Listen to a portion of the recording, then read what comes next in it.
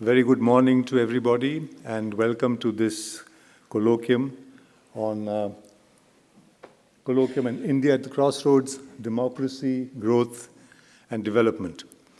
This is the fourth of our series of colloquiums, or is it colloquia, whichever, of this year, this academic year.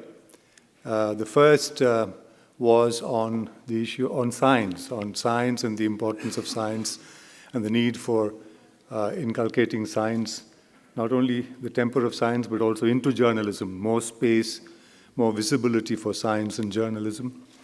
The second colloquium we had was on the issue of caste and tribes, which of course is a perennial issue in the Indian context, and the latest manifestations in terms of the volatile discussion on Sanatana Dharma and so on, which were all tackled by domain experts, looking at the issue of Dalit empowerment and related issues. The third, just this last Sunday, was on the Palestine issue in the context of the war and what is happening in Gaza. We had that was a hybrid colloquium where we had experts speaking from different parts of the world, from the Middle East, from the West, as well as from India. And this, therefore, is the fourth. And this is under the auspices of our ACJ Bloomberg Business and Financial Journalism program. For our guests who are not familiar with the program, it's now, I think, 8 years old. We began the program 8 years back, and this is the seventh batch. The class of 24 will be the seventh batch, the first batch being the class of 2018. And the BFJ course, as it's called for short in here, the Business and Financial Journalism course program, has been successful from the word go, in the sense that we've had not only 100% placements, it's a program in high demand, as is evident from the way the placement week goes every year. We announce placements, and the last week of April, indicatively, is the placement week at the ACJ, because our convocation every year is on the 3rd of May, and the moment we announce placements, in the first 2 days, all of our business and financial journalists students are snapped up. And many others who had booked to come to recruit students are not pleased with that, because they had hoped that they would get students from ACJ for their own organizations. So that's how in demand the program is. And therefore, this colloquium is under the auspices of the Business and Financial Journalism program. So the dean of the program, Khushbu Narayan, and her colleagues have put this program together. All that remains for me to do is to say a very, very warm welcome to each and every one of you, to us, particularly our eminent guests who are here to speak to us on different aspects of the program. We have, and when I spoke about Bloomberg, I should mention that what is distinctive about, I think, the occasion is that we have Mr. Matt Winkler, who is the editor-in-chief emeritus of Bloomberg News, here with us today. I think it was probably coincidence that he is here and the program is taking place, but he's going to be speaking in the first session, as you know, from the program. So a very warm welcome to Matt, we have a former Chief Election Commissioner, Mr. Qureshi. We have eminent journalist T.N. Nayanan. We have Professor Ram Kumar. And we have others are yet to join us. We'll be joined very soon by our former Union Finance Minister, Mr. P. Chidambaram, the Finance Minister of Kerala, Mr. K.N. Balagopal, the Technology and Information Minister of Tamil Nadu, PTR, as we call him, who incidentally taught at the ACJ until he became a minister in the Business and Financial Journalism program. So preceding batches are familiar with him. He used to come here and teach them. And in the afternoon, we have other interesting sessions, including Nitin Sethi. I don't know if he's here already. He'll be joining us, and others. So, warm welcome to our guests who have come from, not just from Chennai, from different parts of India. Thank you for making the time and accepting our invitation and being here this morning. Your presence is very valuable to us. We are recording the proceedings of this program, and eventually we'll put it on our website as well as perhaps online. I'd also like to welcome media, some members of the media who are here with us. Thank you for joining us. And of course, the students who are here this morning. This is, it's nice to see you brighter and earlier than usual.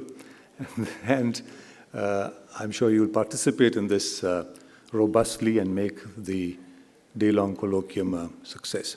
Thank you very much.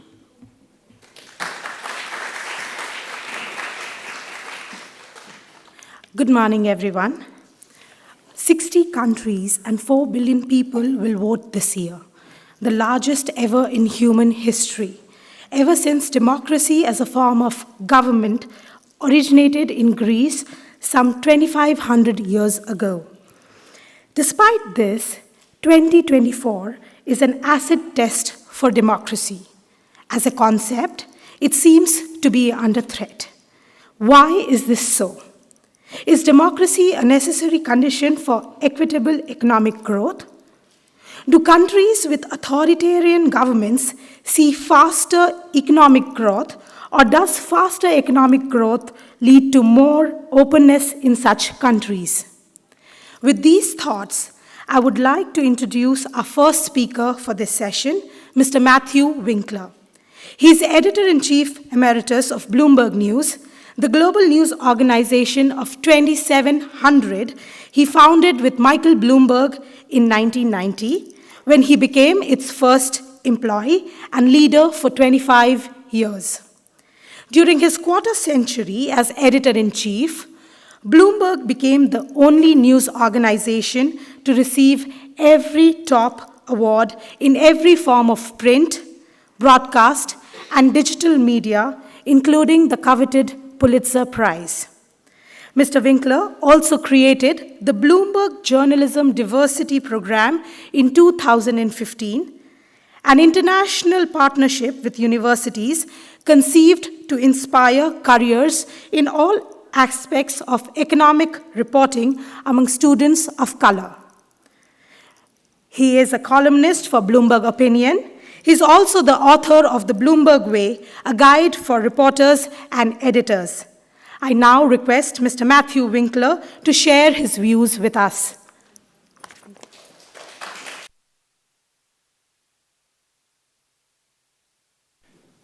Thank you very much for that very gracious introduction, and it's wonderful to be here in this room again. It's become an annual rite for me, and I'm very grateful that I have the chance to be with you. I think we're at a very special moment. If you ask the question, is the India juggernaut sustainable?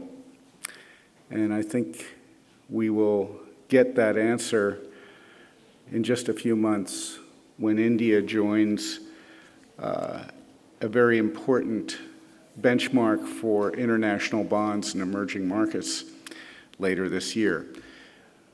There is a very important backdrop to where we are now with the India economy. And I think 2022 is where we see vividly a major shift in the way India will be perceived.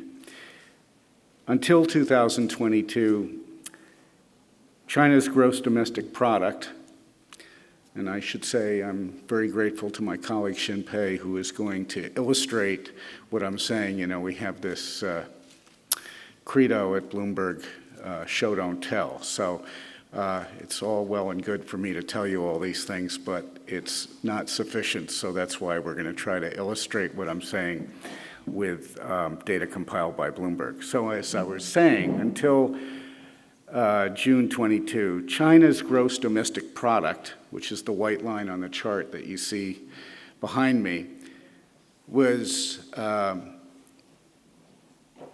persistently growing faster than India, which is the orange line, and you can see that, during the past 3 decades. However, in 2022, India's economy expanded $266 billion, or almost twice China's $143 billion increase. The yellow line that you see indicates the gross domestic product gap between these two nations, and what you see here is a narrowing for the first time in 30 years.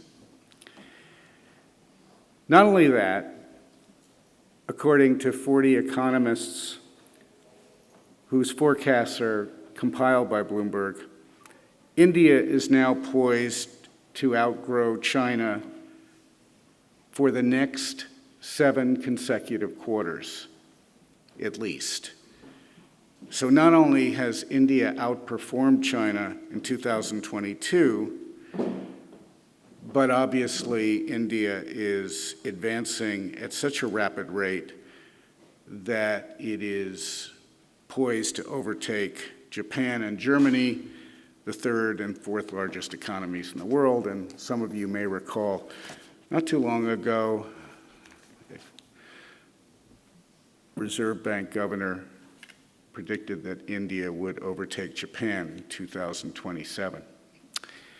So what's the consequence of this dramatic shift that we're witnessing, which, as I said, has persisted since 2022 and seems to be in its infancy? India's S&P BSE 500 index, the benchmark, is currently gaining at the fastest rate to the global emerging market benchmark so far during 2023. The yellow line you see indicates the relative performance of Indian shares to the MSCI Emerging Market Index, and it shows the strongest growth since data was compiled in 1999. In 2023, the annualized return of Indian shares outperformed the benchmark by 16 percentage points. And if you try to put that in perspective, the margin was 9 and 7 percentage points during the past 10 and 20 years. So you can see the momentum is suddenly accelerated dramatically. Indian shares have also outperformed China equity the most since such data was compiled at the beginning of this century. This spiking yellow line that you see on the graph last year shows that not only has India outperformed China by the greatest margin ever, but it's also growing with the steepest, if you like, momentum in 2023. The annualized performance of India relative to China is 37 percentage points in 2023. And again, to put that in perspective, whenever the advantage existed over the past 10 and 20 years, it was 8 and 3 percentage points respectively. So you're comparing 37, which is obviously orders of magnitude greater than the single-digit 8 and 3 percentage points. Clearly, this is not just a story about India per se. It's a story about global investors who are, at this point, the most confident about India equity to China as demonstrated in 2023. The yellow line that you see shows that investors are paying the highest premium we've ever seen. It's 82% premium of 82% for Indian shares than equity in China. So global investors are willing to buy Indian shares at a premium that is 82% greater than what they are willing to pay for China. And this, by the way, is measured on a basis of earnings before interest, taxes, depreciation, and amortization expenses. So if we try to deconstruct what the market is showing us, and we go to corporate India, if you will, for an explanation, the box that you're looking at shows that, again, when we are talking about equity outperforming China during the past 12 months, Indian shares have gained 40%, and the 5, if you like, industries, heaviest industries in the index have advanced between 29 and 74%. There's some notable examples, if you like, superlatives among these companies. One is a financial firm, REC Limited, and it provides loans, financing products to states, companies for power generation, transmission, renewable energy, as well as infrastructure. Its shares have gained 280% during the past 12 months. And this performance, it's not only the best in India, it's also actually number one among 35 firms across the globe who are considered peers as worldwide specialty finance companies.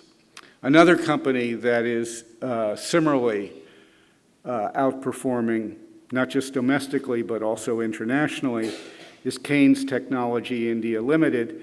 And this company makes electronic components for industries of autos, railways, medical, defense, and consumer companies domestically and also globally.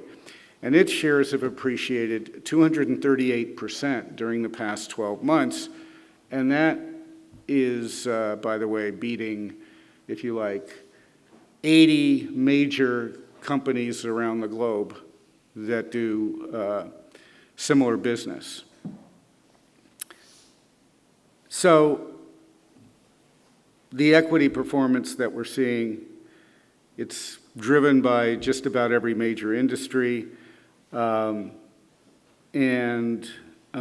we looked at the rest of the emerging market, we don't see anything like the robust balance that is demonstrated here in India. Chinese shares, for example, appreciated only 5% last year. And the 5 major industries, if we wanted to compare them to their Indian counterparts, appreciated 12 to 14%. So by comparison, rather limited gains. If we look at the global emerging market also, for comparison, we can see that here again, global emerging market companies appreciated 15% on average, and the 5 heaviest industries gained between 10 and 34%. I mentioned at the outset, if we want to get an answer to the query, is the India juggernaut sustainable? The best place to look is actually the bond market. I know I've been talking about equity, but now let's turn to the bond market. And why is the bond market so important? Because it is probably the most vivid signal of confidence in a country, in a company, historically. Later this year, JP Morgan is going to include India debt in its key index. It's an emerging market index. It's supposed to occur in June 24 this year. What does that mean? Essentially greater connectivity between India's domestic and global financial markets. So really for the first time, in a way, on a daily basis, on a 24/7 basis, if you like, 24/7 meaning globally, India will be front and center for the first time with global investors. Now, this happens to occur at a very interesting point in, if you like, the geopolitical situation.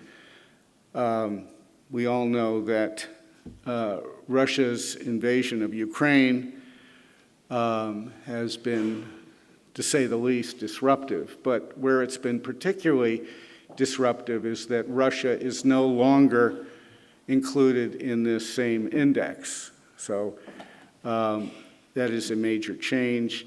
And in fact, India is really the last major country that hasn't been included in the index, and now it is going to join. The situation with Russia, with respect to India, I should add, and this is something that everybody's familiar with, is, India, as we all know, is essentially a non-aligned country, but that has put it in a rather favorable position in the context of what we call the BRICS, and the BRICS are Brazil, Russia, India, of course, China, and South Africa. And if you look at those countries from the perspective of international investors who are seeking the highest returns from these emerging market countries and the lowest risk, there's only one country actually in that group that fits the criteria that is closest to what international investors are seeking, and that happens to be India, of course. Brazil is a very commodity-driven country and dependent on commodities. Russia is at this point a pariah, although India, to its benefit, is getting oil at a steep discount, which is all to the benefit, as I said, of India. Unfortunately, South Africa is prone to great dysfunction and volatility. And of course, China, we all know, is now in the throes of a population decline. India is now the most populous nation, and I dare say still the biggest democracy. So when you look at the complexion now, after 2022, you really see something that is striking, which is that India has, at this point, at least for the time being, a halo with international investors. What does that mean? I mean, how do you translate that into dollars? Goldman Sachs Group sees India's inclusion in the JP Morgan Index in June, resulting in flows of more than $40 billion to India debt, to the country's bond, over the next 18 months. So that's one estimate that is getting a lot of attention and seems to have a lot of credibility. Why is that so? Well, if we look at bonds that are traded here in India, there's about $1 trillion of India government debt, rupee-denominated debt, and it turns over many times, multiple times during the course of the year. If we compare India local currency government bonds with emerging market local currency government debt, here's what we see. During the past 5 years, India government bonds produced a 20% total return measured in US dollars. That happens to be a lot better than Asia as a group, which is 14% by comparison.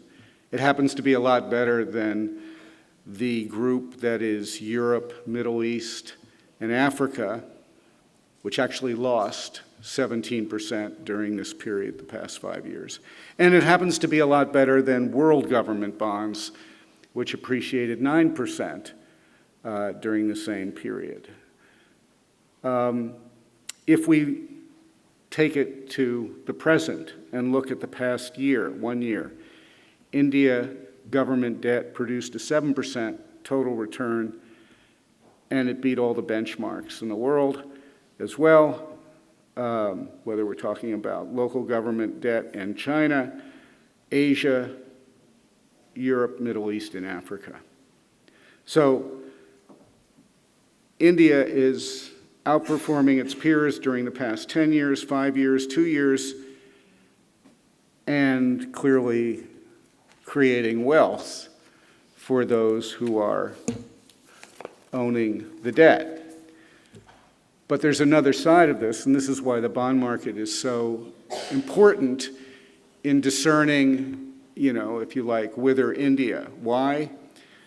What everybody looks for when they invest is what is known as a risk-adjusted return, which means fewer price fluctuations and higher yield. So if I get more yield and I get lower volatility, that's an ideal situation. Historically, India debt has had higher yields because the market here has been relatively closed to foreign investment. To put that in perspective, last year at one point, the amount of India debt held by foreigners was something like 0.4%, so really nothing. The limit is 6%. So if you go just in a relatively short period from that very low figure of 0.4% to 6%, you're going to see a very significant change in the performance of Indian debt for the better.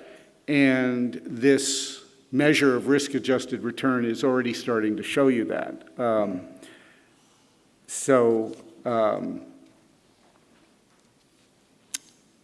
Rupee-denominated debt is, if you look at this chart, and I realize it's a bit complicated, but it actually is showing us something that's very significant, which is, of all of these markets, the risk-adjusted return of India debt is superior to every other part of the emerging market, lower volatility of late, and, as I said, much stronger returns. So that, in a nutshell, is a view of India from the perspective of the people with the most at stake. We're the people who are buying and selling debt and equity daily around the world. And for the first time since I've been coming to this wonderful place and coming to this country since the early 90s, India is in a very special position with respect to global investors. Thank you very much.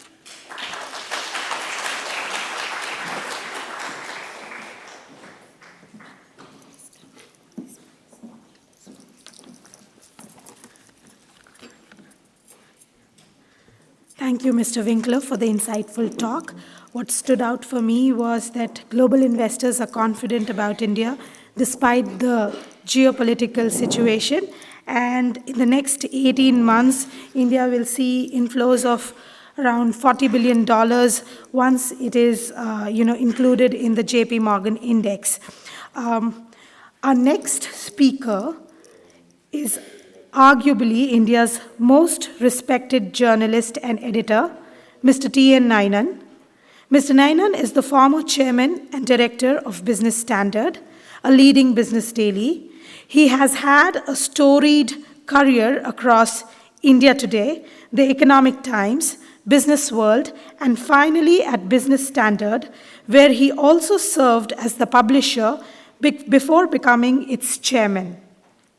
His sharp and incisive commentaries on the Indian economy and politics and his weekly column, Weekend Ruminations, which ran for 25 years till December, were widely read and shaped conversations and influenced public opinion. Mr. Nainan has received a number of awards for his exceptional work. He regularly shares his views on current issues on national television. Thank you for being here today, Mr. Nainan. Over to you.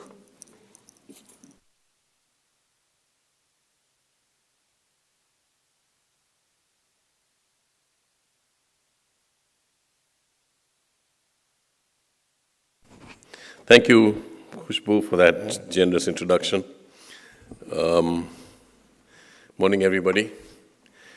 I'll try and address some of the questions which are posed to us for this session, specifically, is democracy diminishing, and why is it fundamental to equitable economic growth? I assume I have about 20 minutes. Thank you.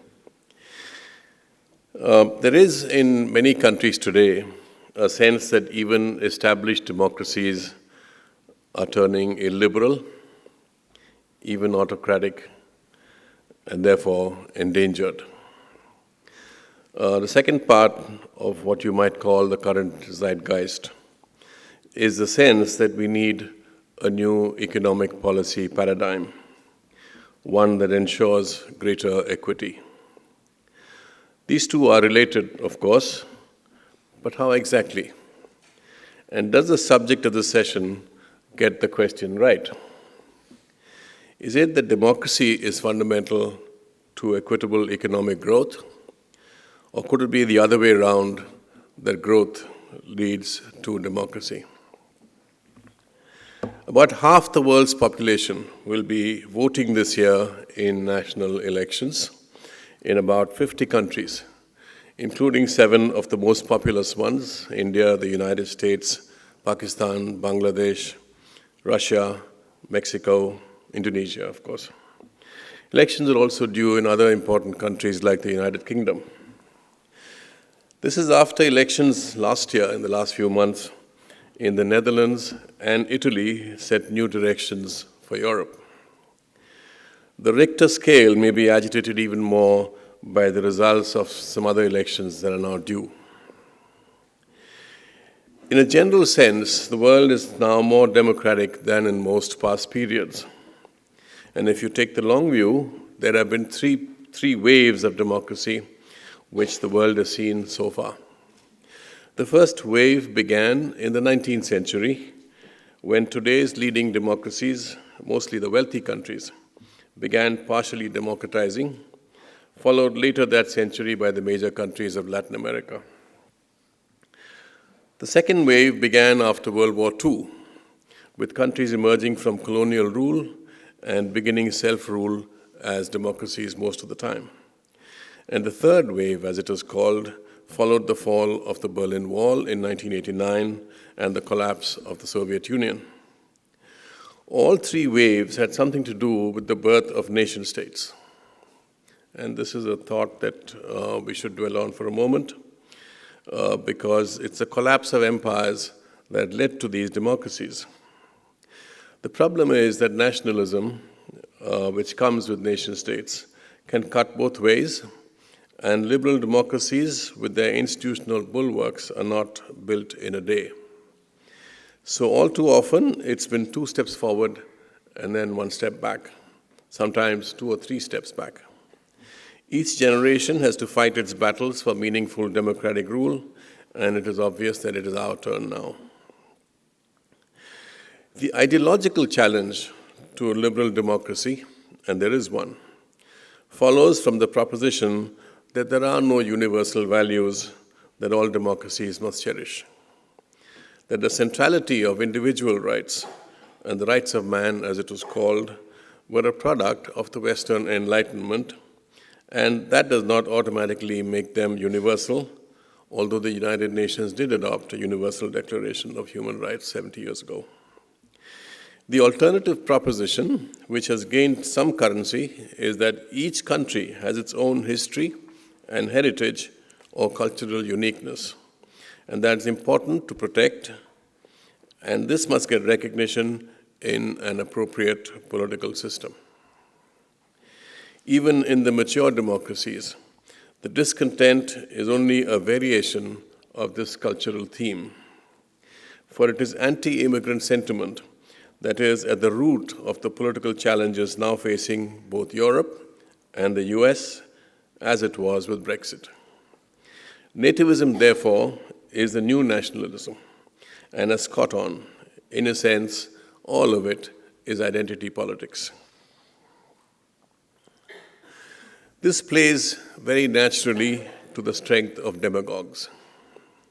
And identity-based demagoguery combines quite smoothly with giving voice to dissatisfaction over the negative economic consequences of 4 decades of globalization, mainly growing inequality within countries. Even countries that have benefited from globalization, like China and India, are turning inward or protectionist, while the Western powers want at all costs to prevent Chinese dominance of manufacturing and trade in even the new age industries. If that means junking cherished shibboleths like free trade and open markets, so be it. So, is democracy, by which I think we mean liberal democracy, diminishing in many countries? Manifestly so in terms of the challenges that are now there, but the actual change is perhaps less than is sometimes made out. What we see increasingly are flawed democracies or partial democracies or democratic backsliding in various ways. There is, after all, so much that can go wrong with a democracy. You can have elite capture, you can have corruption and cronyism, you can get populism and clientelism, you can get conflict from tribalism, and strongman rule. All of these are in evidence in all the continents across the world. Creating or sustaining the institutional bulwarks that provide the guardrails for a liberal democracy is hard work. In India specifically, what we are seeing is the attempt to create what is called a new India, but which is really, I think, a second republic. What is now partially de facto may well become de jure over time. We are being asked to de-emphasize individual rights, which are at the heart of the Constitution as it exists, and to make room for individual duties, fundamental duties, group identities and rights, and making the country's unique cultural heritage the defining idea in what is actually a uniquely diverse country. Shorn of the niceties, this is simple majoritarianism, and its apologists are no longer apologetic about it. To come to the second question before us, namely, why is democracy fundamental to equitable economic growth? There is an assumption in the question that is simply not valid. Democracy is not fundamental to equitable growth, as China has demonstrated for the last several decades. So did the Soviet Union in its initial decades, as did many of the countries of East Asia when they were not democracies. The record clearly shows that democracy is neither a necessary nor a sufficient condition for equitable growth. Though you might argue that if the West Asian monarchies were democracies, we would see greater equality.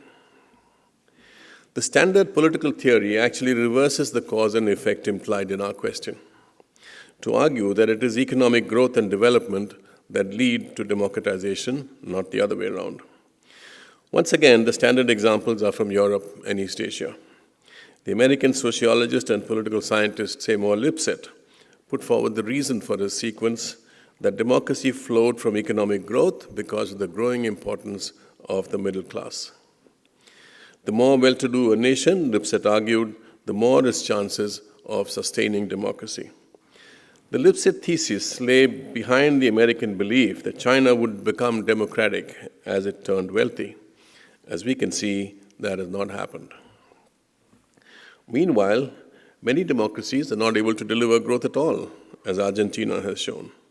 And where democracies have delivered growth, it may not have been equitable. India is actually a good example of a fast-growing economy that has not delivered increasing equality. If anything, the opposite is the case. In comparison, some countries that have had one-party communist dictatorships have delivered much more equality. There are good examples of these in Central Asia. Plus, of course, there's Vietnam, a one-party communist dictatorship which has not only delivered greater equality, but also faster growth. In comparison, some of the most unequal societies in Latin America have been alternately democracies and dictatorships. So I think we should be careful about straight causalities and lines between democracy and equitable growth. Both these flow from an interplay of complex social, political, and technological forces.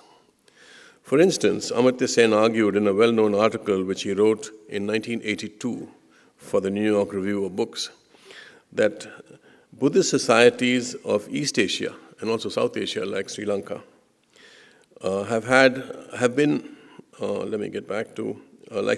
done better than predominantly Hindu India, as he put it. He postulated that this is because Buddhism was more egalitarian, while Hindu society was stratified into a caste hierarchy. Noting the elitist nature of Indian development in fields such as education and the upper caste dominance of the political leadership of the time, Sen argued that in the less elitist Buddhist tradition, primary education was much more widespread and higher education much less so than in the land of Hinduism. Their adult literacy rates at the time were very much higher than India's 36%, and their higher education enrollment as a proportion of the population only a fraction of India's 8%. Myron Weiner, another political scientist from the US, argued the same thing, that caste was the reason why India, dominated by the upper caste, invested more in higher education than basic education. But interestingly, India's political leadership is no longer dominated by the upper caste. In fact, Thomas Piketty, in his second and perhaps less well-known book, Capital and Ideology, argued that India has done a better job of getting rid of traditional caste inequalities through reservations than America had done with racial inequalities. So my point is that the deterministic theories with regard to democracy or caste or equality are no more than useful pointers to what may or may not happen. For instance, the Nobel laureate economist Simon Kuznets argued that societies, as they go through the process of development, first become more unequal and then less unequal later. The Kuznets curve was widely accepted as true until some of the leading developed economies became steadily more unequal over the past 2 or 3 decades. The most notable example is, of course, the US. Some of this has to do with globalization and free trade, which has made helped make the world economy less unequal by allowing formerly poor countries like China and India to achieve rapid growth. But it took away quality manufacturing and service jobs from the high-wage economies. At the same time, the rise of the digital economy has created platform businesses that are winner-take-all in a way that traditional businesses were not. The network effect makes everyone gravitate to the market leader. Web search is dominated by Google, Amazon straddles online retailing, and so on. The owners of these and similar companies are able to accumulate vast wealth, even as the real median wage, adjusted for inflation, has basically flatlined. Hence the current discontents. In the old days, you could address inequality through taxation, with the resultant revenue paying for welfare measures. But capital has become more mobile. Countries feel they have to compete to attract international capital, so they have to offer competitive tax policies. That pretty much rules out redistribution as a societal response. The other response is to turn against free trade and globalization. But this did not work out well when it was tried a century ago, and I suspect it will not work out well today. Because when you have the fracturing of markets, higher tariffs, and state-driven industrial policy, you're likely to see more inefficiency, and therefore slower growth. What we are left with, therefore, is what we have today, which is more welfarism to try and compensate for the people who have not benefited from economic growth. But this is an unsatisfactory response. And so what we are left with really are more questions than answers. If we cannot address the inequality question, then you will get political aberrations in democracies, and you will get strongman rule, and you will get people willing to tolerate much more authoritarian leadership than would have been the case otherwise. It is interesting to me that Pew Research has shown that there is a surprisingly strong Indian public opinion in favor of strongman rule, even, believe it or not, in favor of military rule. So the commitment that societies have to the idea of liberal democracies may stretch no longer than their wallet. And if the wallet doesn't stretch very far, then that commitment to democracy itself doesn't go very far. So with that somewhat bleak thought, and with no answers to how do we address these challenges, I must close and say that if you have any answers, I'm willing to listen to them. Thank you.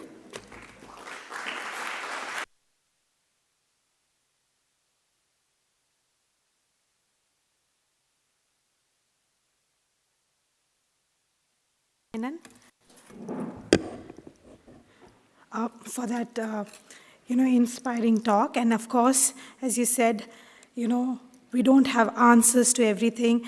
But I agree when you said that each generation has to fight for its democratic rights, and it's our time now. Our next speaker is Professor R. Ramkumar, an economist and a professor with the School of Development Studies, Tata Institute of Social Sciences in Mumbai.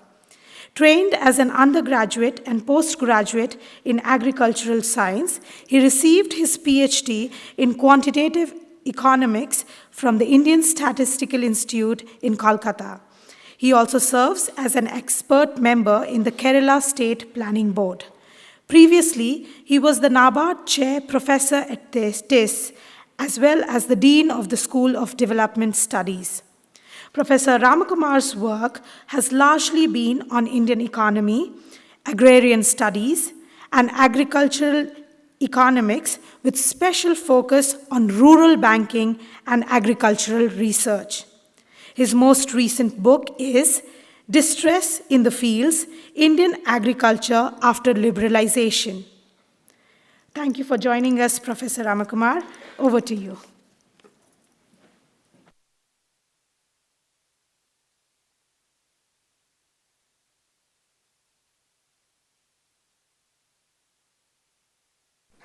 The chair, distinguished members from the dais, audience, thank you very much for this invitation.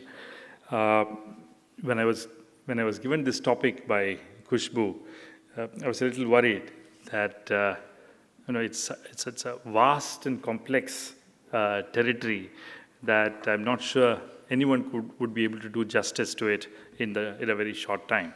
But let me give it a try. Academics like me are supposed to do anything in the given amount of time. So let's try to do this in 20 minutes. I shall make three broad points in my presentation. First, I'll try to make a conceptual point about the relationship between democracy and what we call as development. The second is I shall try to make a few points about the very evolution of this relationship in the Indian context over a period of time. And as a third point, I would like to take into account some of the more contemporary features of the Indian economy and society, particularly the post-independence phase of 2004 and after, to see whether there have been any major changes in the relationship between Nobody got the joke, I'm sorry. The major changes in the relationship between democracy and development. I'll keep sarcasm low, sorry. So the first point in the conceptual arena is the whole idea of what is democracy. The second is what is the relationship between democracy and inequality, or let's say development. And the third point is what is the evidence that we have on the relationship between democracy and development. Part of it Mr. Nainen has already mentioned, so I shall not repeat the point there. But if you look at democracy, everybody agrees that democracy is a good thing. Democracy has values intrinsically. Democracy has values instrumentally as well. Both intrinsic and instrumental values are there in democracy. And from the point of view of the citizen, it must mean that you must have a polity. What should a good democracy look like if you look at it? It should look like a polity where the collective decisions taken by the political unit are a direct or indirect expression of the choices and preferences of a collective of equal citizens. Now that has a lot of prerequisites to it, as you can see. It must be a polity where collective decisions are a direct or indirect expression of the choices and preferences of who? Of a collective of equal citizens. So that equality becomes in some sense a prerequisite to what democracy implies in a definitional sense itself. That's a very difficult proposition to have, and very few societies are likely to have achieved that ideal state as well. So in a very practical sense, in the liberal sense use of the term democracy, people speak about universal citizenship, equality, popular sovereignty of decisions, equal weight to all citizens, the presence of rule of law, and all of this are supposed to provide an intrinsic value to democracy vis-a-vis the citizen.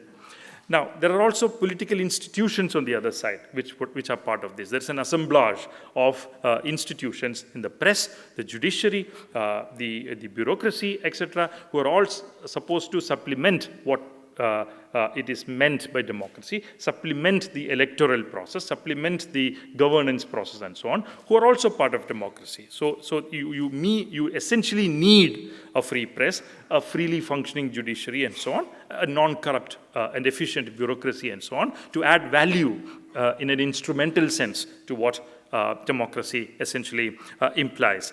So this is, in some sense, what we have as a definitional viewpoint. This is what democracy should be. We all agree on that. It can take different forms, but its content should be broadly this at a conceptual level, number one. Number two, let us come to the relationship between democracy and development or inequality, as we want to call it. Well, if you ask academics, if you ask political scientists, they're likely to tell you that there's two schools of thought in this. There are conflict theorists, and there are compatibility theorists, as they would call it. What do conflict theorists say? Conflict theorists would say that authoritarianism is good for development. Authoritarianism is good for development because development requires harsh decisions to be taken, which an authoritarian ruler would be able to take quickly and decisively. Difficult decisions are to be taken, which again an authoritarian ruler would take very quickly and efficiently.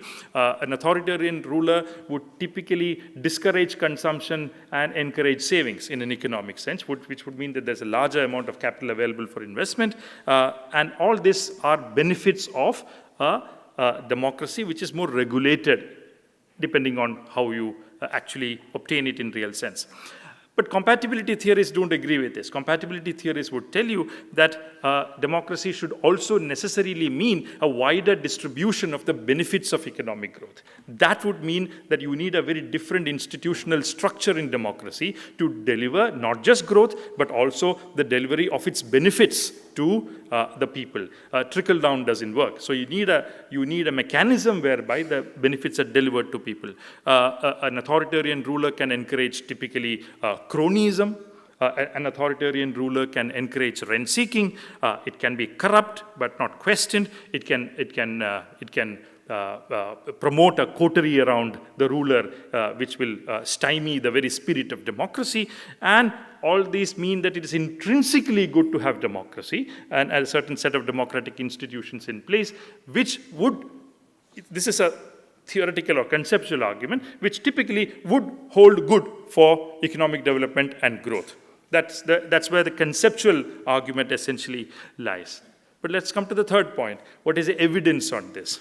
The evidence on this, as Mr. Nainen was saying, I'm not going to repeat it, there's no conclusive answer to the relationship between democracy and development. There are authoritarian rulers who have delivered growth.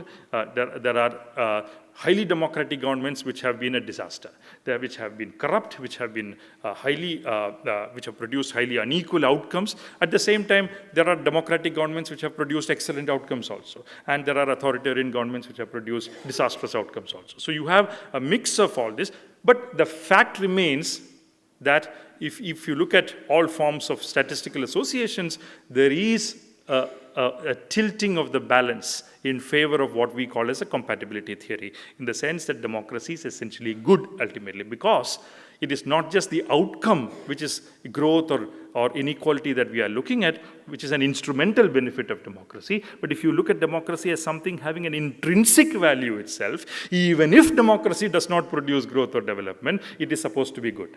So if you look at it as an intrinsic sense, even if there is no instrumental value to it, it is nevertheless to be valued as a benefit for the polity. Now that is something that we clearly have. But the wishful thinking here is in some sense the following, that if you have a democracy, and if you have elections, it is supposed to be pro-poor. It is supposed to be pro-poor because poor are the most numerous in the society. They must vote for those rulers who are actually taking pro-poor policies. And hence, if you have an electoral democracy, which is perfectly working in terms of in the absence of other constraints and so on, you are most likely to get a government which represents the poor. That is the wishful thinking of this sort. But we know, as a matter of fact, that doesn't happen. Democracy, or the electoral democracy of the form that we have, does not necessarily elect those people who are pro-poor or who follow pro-poor policies. And the literature provides you some answers to this. This is primarily because there may be a party which is ideologically committed to the poor, but it may have very poor political capacity to deliver what it promised. It may fall prey to elite interests. It may have an indecisive leadership which will fall prey to elite panderings of some sort or the other. It will be difficult. It's not courageous enough to encourage policies which will put off the politically more powerful or stronger elite classes in the society. It also depends on whether you end up having a situation, this is something that political scientists are worried about it a lot, you end up having a situation whereby there is a middle class, which is near poor but not so poor, but which ends up opposing policies which are pro-poor. Now that's also a very, very difficult conundrum you end up with in many societies. You have a middle class which has certain privileges who are not ready to let it go in favor of policies that benefit the poor. Now, so these are all difficulties that we have in the relationship between democracy. You may have a party which sort of speaks for the poor, but once it comes to power, it's completely inefficient. It's completely incapable of delivering what it promised. Those are all the real-life political constraints that you have in this whole relationship. So, but then what do we need?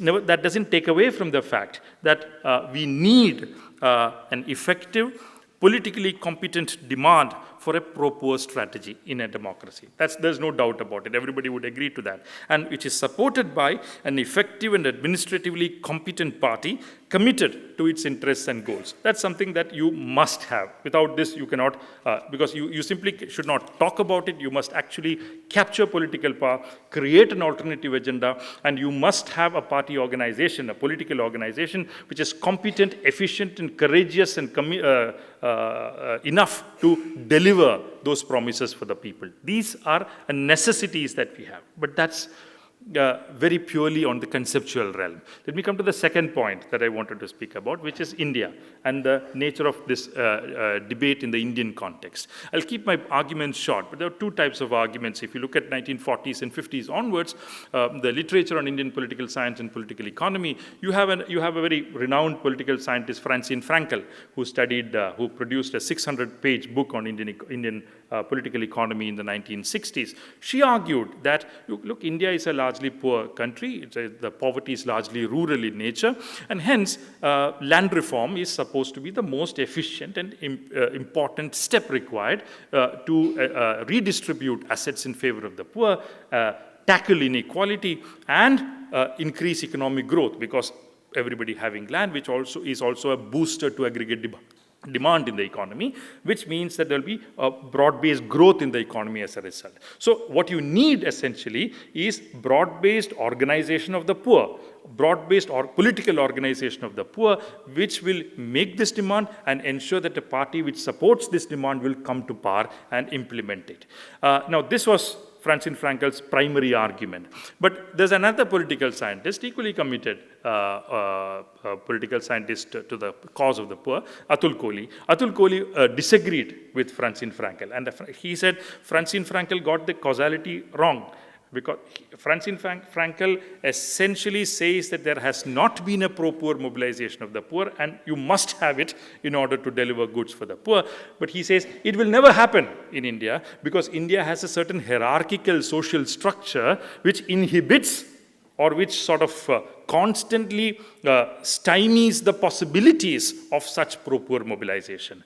In order to have that mobilization, you should have a class of poor who have common economic interests. But the presence of a hierarchical social structure essentially means that you do not have such a class of poor who have common unified economic interests in order to come together and argue for a common cause. So that means there's a fragmentation out there. That fragmentation is you can call it a product of religion, caste, or different other ethnic divides that we have in the society, which India has a lot more than other societies in some sense, particularly in terms of caste, and which essentially means that it is this that prevents that mobilization.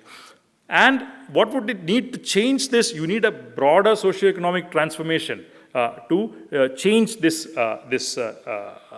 configuration of interest. But Kohli made this interesting point that would mean the end of Indian democracy. So if you want Indian democracy, in the present sense, he said, in the present sense, if you want Indian democracy, then that Indian democracy would no more be available to you if that socioeconomic transformation happens, because it will look very different.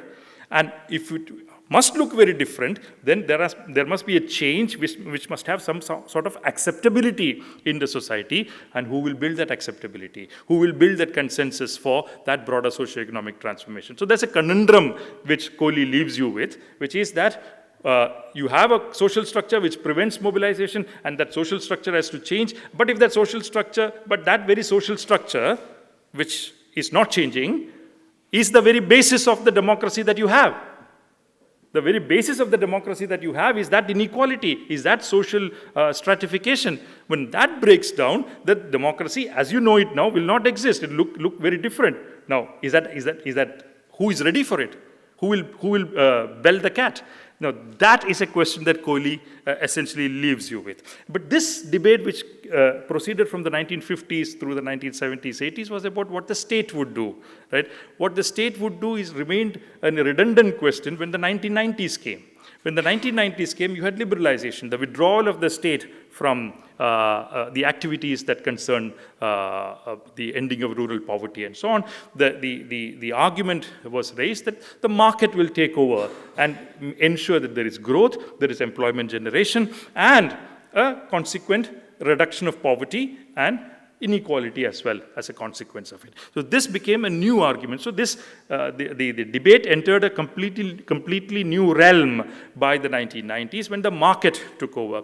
But here, the role of the state, which is supposed to take pro-poor policies and so on, is no more constrained by the hierarchical social structure that Atul Kohli spoke about. It is now constrained by a number of other new additional extraneous features also. Which are they? You must now attract adequate amount of foreign direct investment. You must bring more foreign capital into the country. But if you want more foreign capital to come to your country, you must provide the perception to the investors that your country is a safe option. Your country is a secure option for capital, which essentially means that you will need to keep your interest rates high, you will need to keep your fiscal deficit low, you will not be able to keep your taxes very high in order to hurt the prospects of investors and so on. So essentially, it's a self-defeating option that you have embraced in the 1990s, where the ability of the state to take pro-poor policies is itself weakened, and you rely upon a market which is supposed to take care of the remainder of the problem. Now that takes you to a very different problem. That the issue that you have at hand is very different by the time the 1990s comes, because the role of the state is now very different, qualitatively very different compared to what was in the 1950s and 1960s and 70s. So here, essentially, you have a situation whereby a lot of people argue this, that this is in political science, this is called neoliberalism. Why neoliberalism itself is antithetical to democracy. That's something. Is it a rule for people or for capital? Is it a rule for people or purportedly for people but actually in favor of capital? Now that's a debate which is ongoing everywhere. The whole idea of anti-elitism and the whole arguments related to protectionism and so on, which you hear, are all in some sense reverberations of this larger problem that you actually have. You have a relative shift in the powers of capital and labor. If you look at Indian economy over the last 30 years, the share of wages has fallen, the share of profits has sharply risen. So you will see a cross. One will fall and one will rise. You see a cross of that sort when you look at the trends in the share of capital and share of profits and wages in national income. So this essentially is a new situation that you have. This is a recipe for inequality in some sense, this kind of policy. And you need very strong counter-cyclical policies by a committed state to counter this tendency. But now that state doesn't exist. But you have weakened that state. That state in terms of investment, expenditure, taxation, everything else has actually withdrawn itself into a shell. Now, what are you left with? Nothing. Now, this is a situation that you have with the liberalization of the 1990s and later. But then comes the last period that I want to speak about, 2014 and later. Here you have a new problem, which is that the idea of neoliberalism remains, the idea of market dominance remains, the idea of state withdrawal remains. What is the slogan of the Prime Minister? More governance, less government. So that remains the slogan of the new entity that you have at the center. But, and crony capitalism proceeds. I won't take names, very evident, but crony capitalism proceeds unconstrained. And you have a situation, and this is where the so-called Gujarat model comes to a national stage in some sense. By the 90s, I have about exactly 2 minutes, so I'll close. By the 90s, you have a situation where the states are competing with each other for attracting capital. Now, which state will attract the best capital or the most capital? That state means the state, not the state as in government, but the state as in Kerala, Tamil Nadu, etc. That state will attract most capital, which will provide most SOPs to the investors. So if a car company wants to have a factory in Tamil Nadu and Karnataka, the chief ministers or the industry ministers will compete with each other in the two states to offer the cheapest land, the highest amount of tax exemptions, the highest amount of exemptions from different regulations and so on. All of this ends up shrinking the revenue kitty of the government. Right? But this is supposed to bring in investment, bring in employment, etc., and take care of development. But we have a problem of not enough jobs being generated nevertheless. And not just that, if rural poverty was a very important feature of your country, which still continues to be the case, you have a situation whereby the invitation to all these industries is accompanied by a series of changes in your land policies, whereby land ceilings are diluted, because people want to have more and more land. Companies want to have 500,000 acres of land freely, so land reform laws are diluted.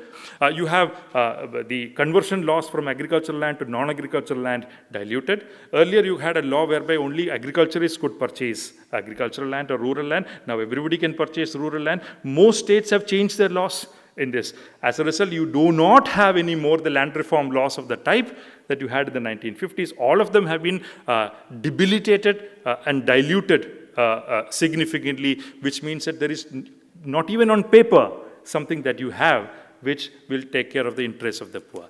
You are only left with what capital comes in, the jobs it generates, the so-called growth it generates, and whoever benefits from that trickle down.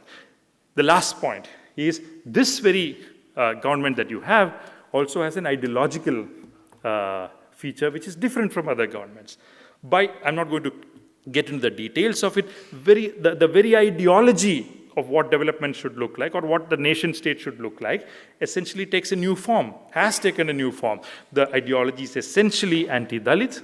The ideology is essentially anti-Adivasi. The ideology is essentially anti-women. The ideology is essentially anti-Muslim. The ideology is essentially anti-science. The ideology is essentially anti-good reasoned history.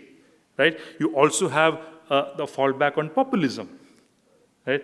I find it very interesting. Some people don't like Trump in the US, but would like to have Modi at home. Right?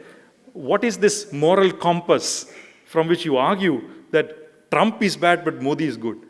I've never understood this point. But people make this argument in a leisurely form, without any fallback on what moral compass they use to make that argument.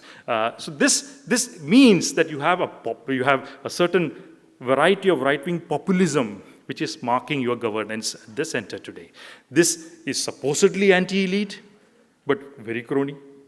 This is supposedly pro-poor, but your poverty rates are rising. It always looks for an external enemy. If Trump looks for Mexicans, you look for Pakistanis or Bangladeshis. So essentially, in every form of the word, you have a tilt against what you call as the spirit of development or equality, as we call it. But these very sections appear to be voting in favor of that regime. Now, what explains this, I do not know. Mr. Nainen said we will leave you with some questions and not all answers. This is also a question that I would like to leave you with. Maybe those who are more knowledgeable about how elections work can answer that question in later sessions. Thank you very much.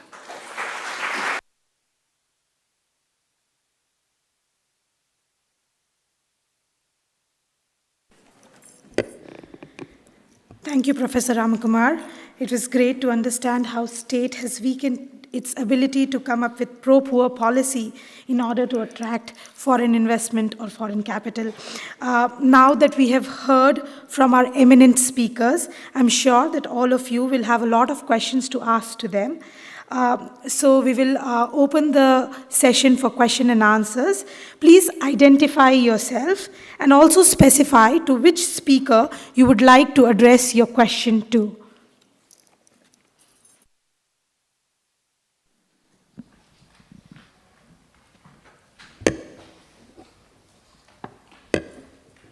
The audience is requested to raise their hand and wait for the microphone to be passed on to them. Hello. My name is Manas Pimpalkhare. I am a student of ACJ. My question is to Matt Winkler. Your speech was considerably different than the other speakers, where you spoke about, you gave a lot of evidence about investment coming into India and investment that is soon to come into India, and you called it the Indian juggernaut. You also said it was sustainable. My question is, would the investment that would flow into India, would it also be equitable for Indians themselves? Thank you very much. Yes, everything that we consider turns on two words, which is relative value. And what India has going for it at this point in the world is that, aside from being the most populous nation and also still its biggest democracy, however flawed, nobody's perfect. India, relative to its peers, relative to specifically the so-called BRIC countries, is in a very favorable position that isn't likely to change.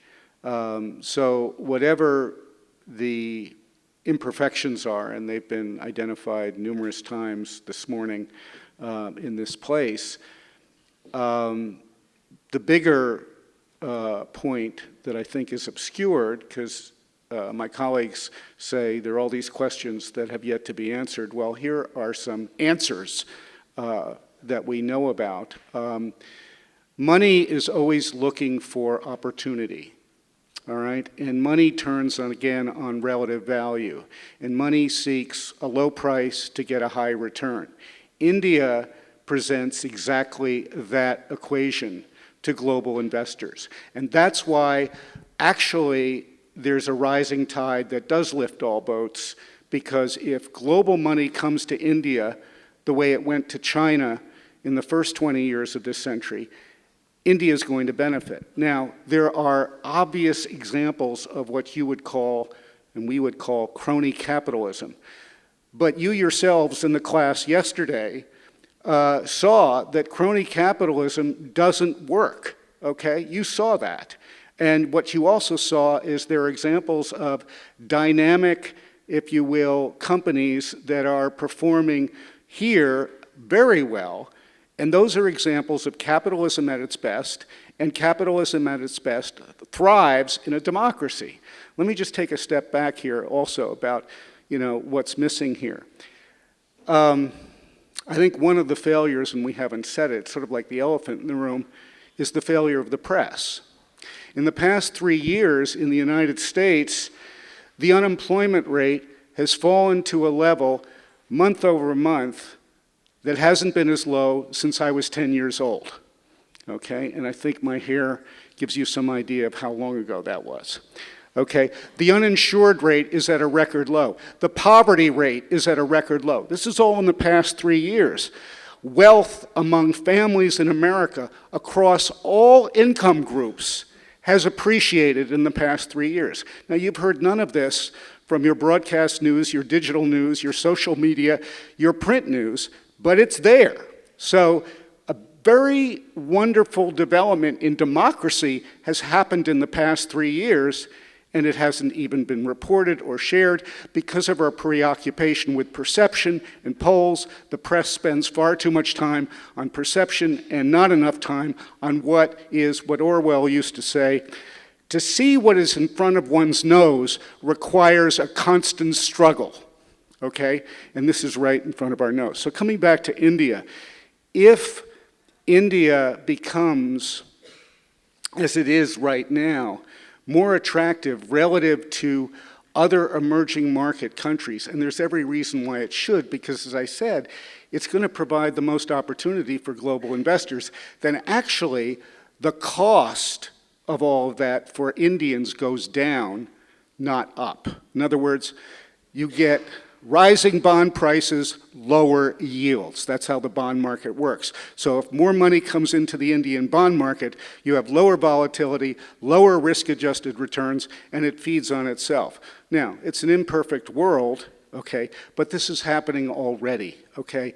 India's economy, you all know, exceeded expectations in its growth in the most recent period, far exceeded it, okay? So if you have a country that is growing in population and investment at the same time is increasing to that population, that's a very good situation. But nothing is perfect, but what is happening here is actually very encouraging.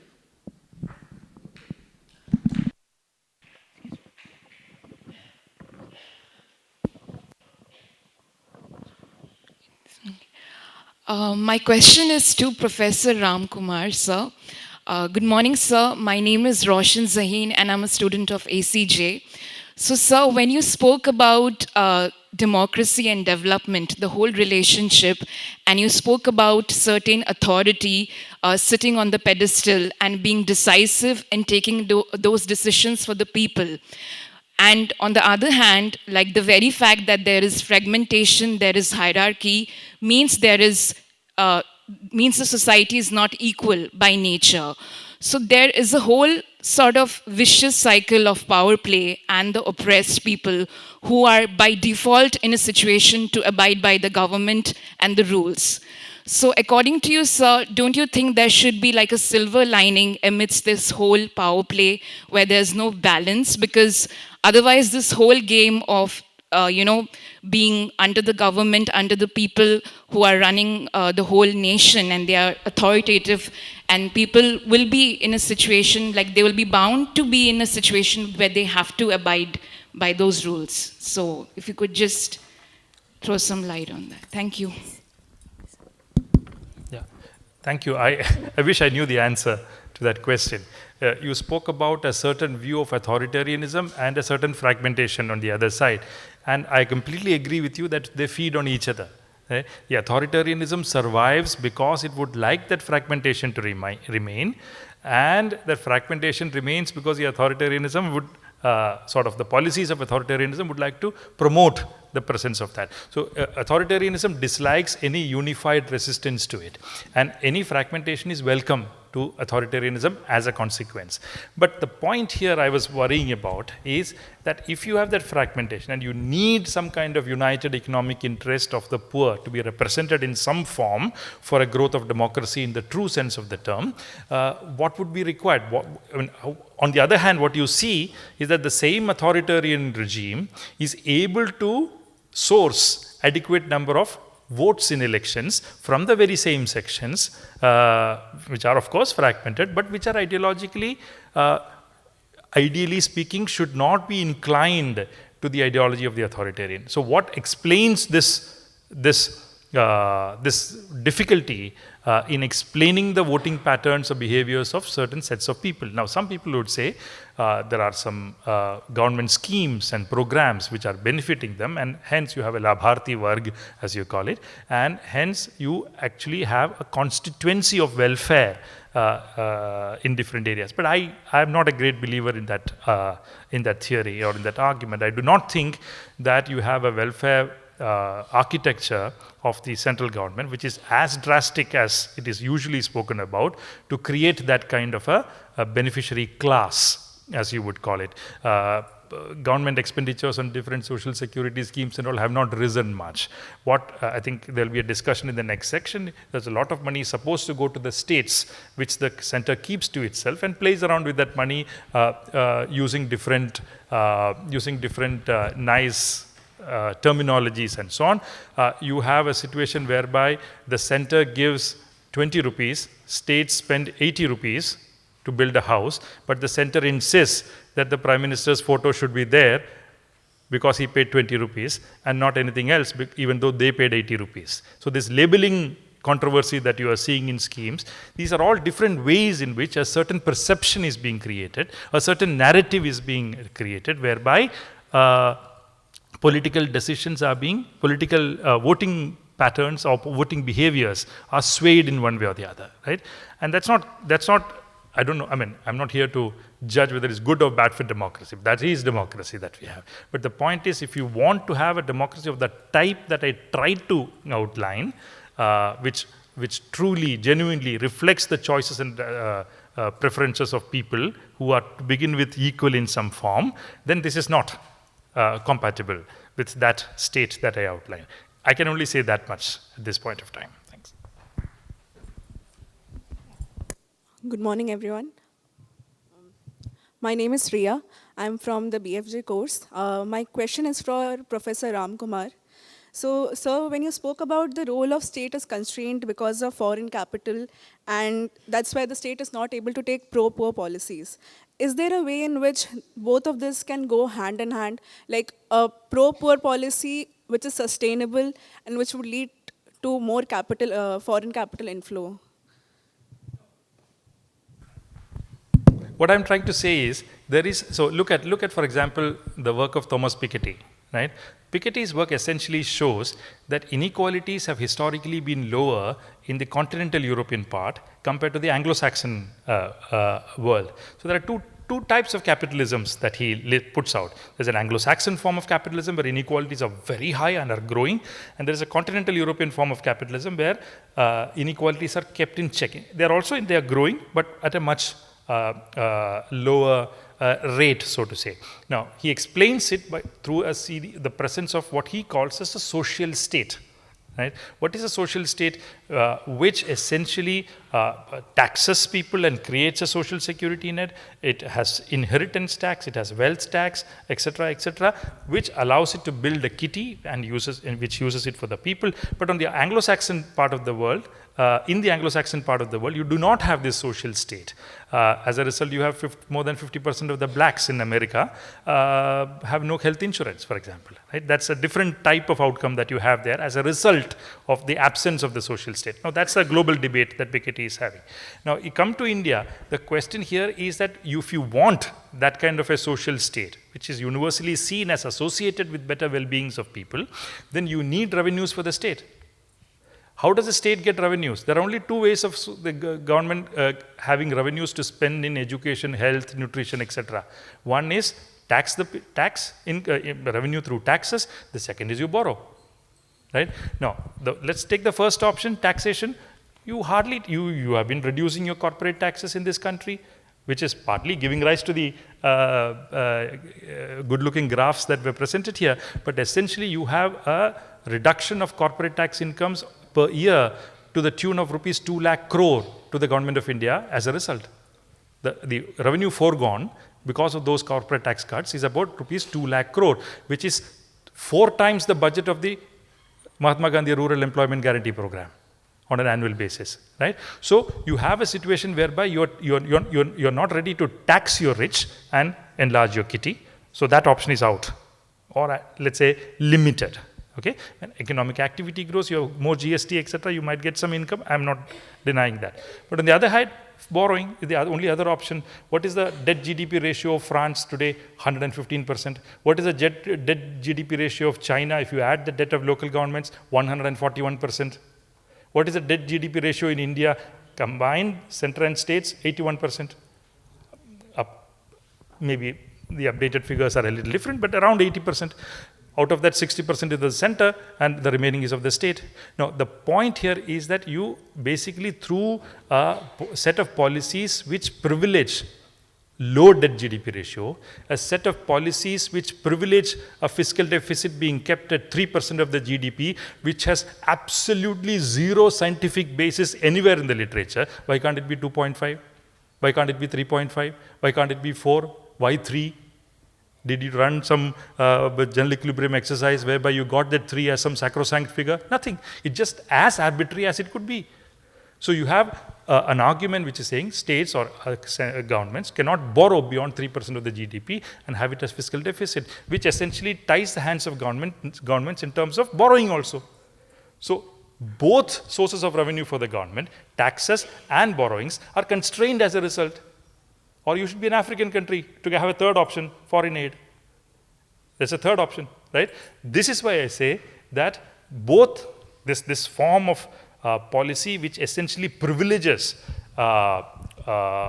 external capital and not domestic capital, creates a situation whereby you essentially design your policies to suit the interests of an external entity, and not necessarily based on domestic interests, which are the product of your democracy.